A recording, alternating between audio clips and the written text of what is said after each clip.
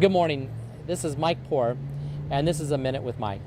It's great this morning that I have a gentleman here that I'm sure a lot of folks will know when they get to watch this video, Troy Galloway, who works with the city of Bentonville.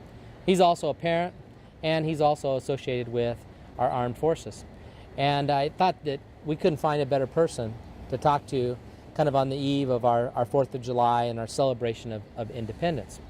So first off, Mr. Galloway, can you tell me a little bit about how long you've lived in this community?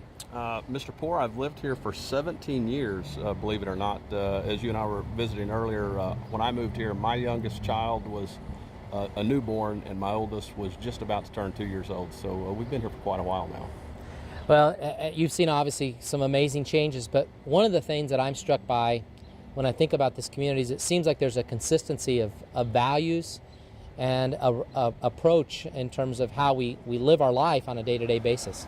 Well, I think you're absolutely right. I've been here for 17 years by and large because there's so much opportunity that's in Bentonville, Arkansas, and I think that opportunity ties back to the hardworking nature of the people that live in this area, and the fact that we draw so many people from around the country and around the globe to Bentonville, Arkansas, and Northwest Arkansas in general to take advantage of the quality of life and the opportunities that exist in Northwest Arkansas.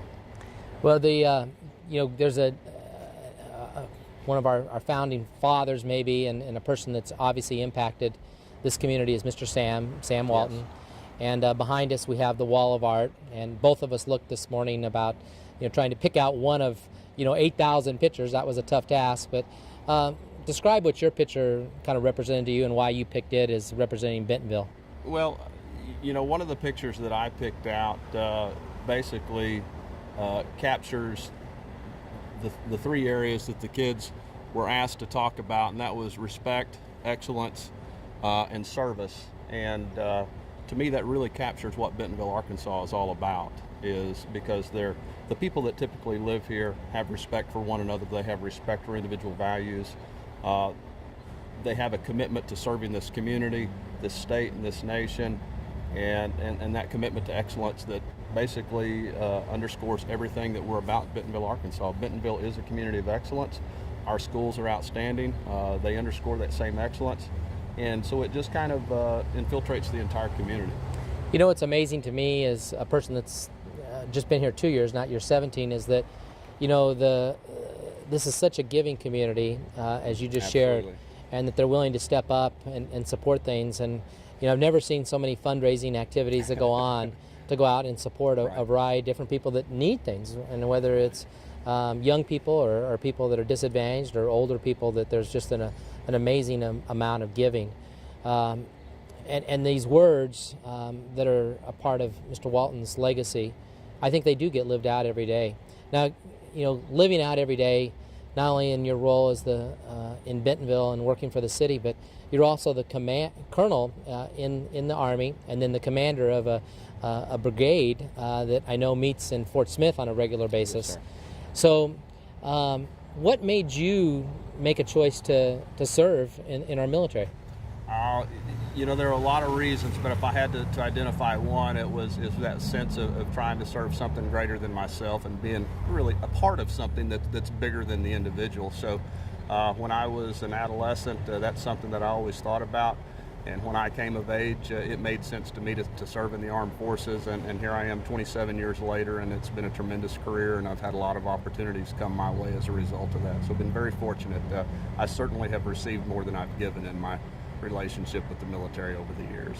Well, and there's a new gift that the Galloways are giving, and maybe our country is also getting, in terms of having your daughter now head to the Naval Academy, which, I take a lot of pride as a superintendent to know that we have one of our graduates, and we actually have 3 that are headed towards service academies.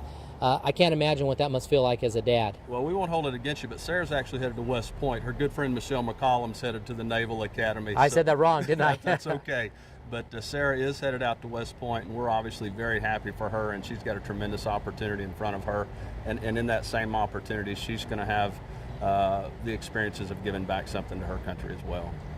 It's a pretty neat thing, and when you think about now Independence Day, and what do you do on the 4th of July? Is there anything that you do in particular as a family or as an individual when we have that day, because there's always the fireworks and there's barbecues and all that, but as a person that's a leader in the community, and then also a person that's a colonel in the Army, maybe share what you do and maybe offer some suggestions of some things that people should be thinking about during that holiday. Well, I mean, there are several opportunities throughout the year, whether it's Veterans Day, the 4th of July, or Memorial Day, a lot of opportunities for people to reflect on the sacrifices that so many people have made before them so that we could enjoy these tremendous opportunities and the freedoms that we enjoy in Bentonville, the state of Arkansas, and the United States as a whole. And just pay the respect for the folks that have come before us and provided us these opportunities.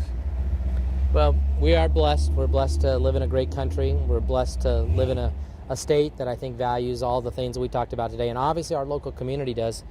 My wall of art picture today was a piece of art that a young person did that shows two kids holding hands and headed down in terms of thinking about what that means in terms of respect. And I thought that was really cool because, Absolutely. we have to do it together.